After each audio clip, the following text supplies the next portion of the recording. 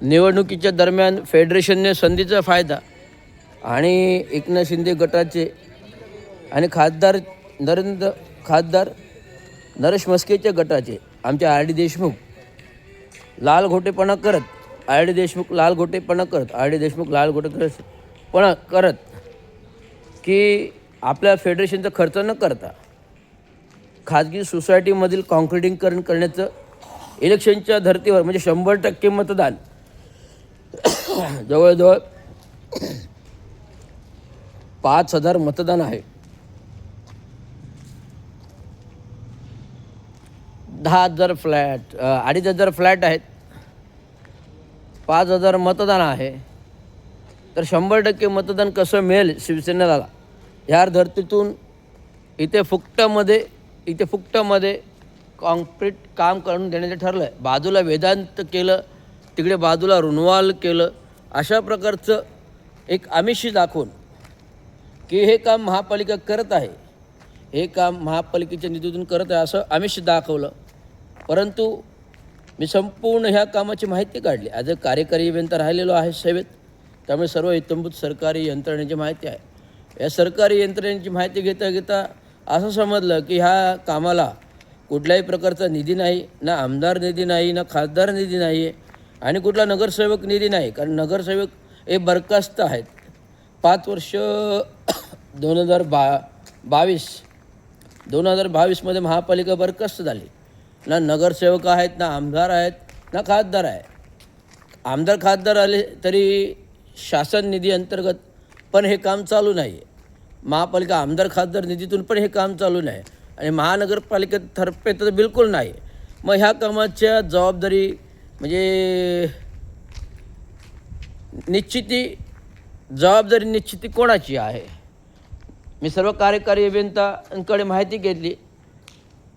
प्रभागाच्या, वर्तकनगर सावरकर नगर समितीच्या आणि आमदार खासदार निधीची कामे बघणाऱ्या अभियंत्यांच्या समक्ष भेटून माहिती घेतली असता का त्यांनी जबाबदारी सांगितलं. कारण मला बघितल्यावर सगळ्यांचा थरकाप उडतो. त्याने सांगितलं, साहेब ह्याचा कुठलाही प्रस्ताव नाही ह्या कामाचा, तर महापालिका नाही करत हे काम. मग मला सांगायचं आहे, मग काय खासदार नरेश म्हस्के त्यांच्या खिच्यातून करतात का एकनाथ शिंदे त्यांच्या खिच्यातून करतात? माननीय उपमुख्यमंत्री एकनाथ शिंदेजी खिच्यातून करतात असं तर मला बिलकुल वाटत नाही. कारण जी लोक 1 रुपयाची टक्केवारी सोडू शकत नाही आहेत, जी लोक 1 रुपया टक्केवारीचा ठेकेदारांकडून सोडू शकत नाहीत, ती लोक फुकटात काम करून देणार? ही कदापि हे शक्य होणार नाही. मला तर विश्वास बसणार नाही. अंगाला चिमटा काढला तरी विश्वास बसणार नाही. कारण घाणीतून टक्का घेणारी लोक मी सर्व प्रकारची लोक पाहिली, परंतु चामडीतूनही पैसा घेणारे, चिखलातूनही पैसा घेणारे, घाणीतून पैसा घेणारे हे सर्व गद्दार शिवसेनेमधील लोक आहेत, ज्यांनी 34 वर्ष महापालिका फार धुपवली. मी का बोलतो पोटतिडकीने सातत? कारण महानगरपालिका, ग्रामपंचायत, नगरपरिषद, नगरपालिका माझ्या बापाने बसवली आणि माझ्या बाबांनी जर महानगरपालिका बसवली, नामारूपीला आणलं श्रीमंत महानगरपालिका. मुंबईनंतर 2 नंबरची महानगरपालिका ठाणे महानगरपालिका श्रीमंत नावलौकिक आणली. 3 नगरसेवक त्या काळी दिले. 71च्या दशकात वसंतराव डावकर दिले. सतीशचंद्र प्रधानांबरोबर सत्तेमध्ये काम केलं. गडकरी रंगायतन दिलं, दादाजी कोंडे स्टेडियम दिलं. तर हे करत असता आणि हा जो प्लॅटफॉर्म आहे, हा प्लॅटफॉर्म निर्माण करून दिला. प्लॅटफॉर्म निर्माण करून दिल्यानंतर आलेले सत्ताधाऱ्यांनी जो काय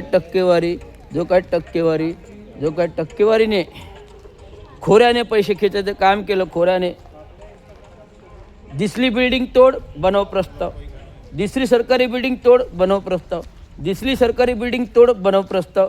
असं करत गडकरी रंगायतन धोकादायक इमारत असताना ती तोडली नाही. मी सांगत होतो स्ट्रक्चरली धोकादायक आहे. हार्डली तिचं लाईफ 10 वर्षापेक्षा जास्त नाही आहे अजून.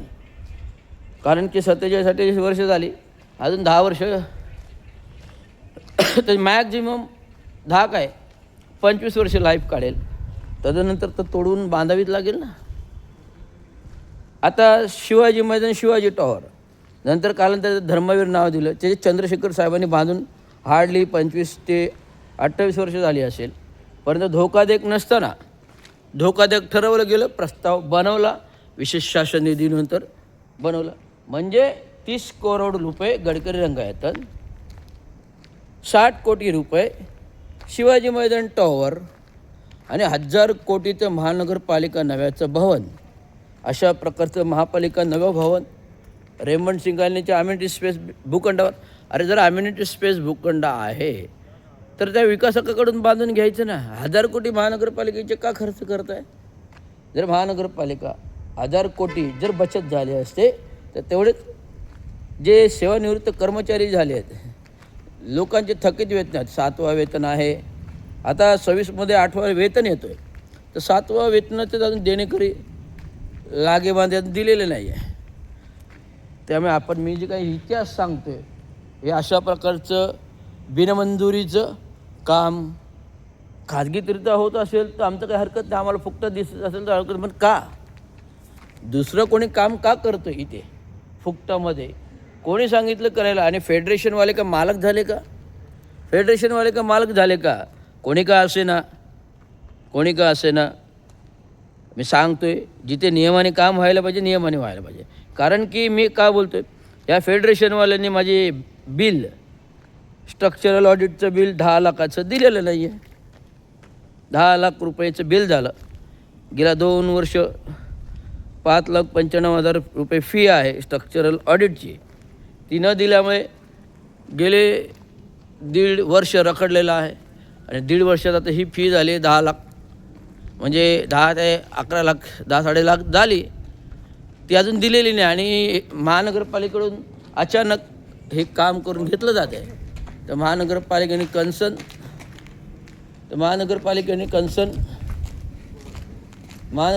कन्सर्न अभियंत्यांना नोटिसा द्याव्यात, सूचना द्यावी आणि तात्काळ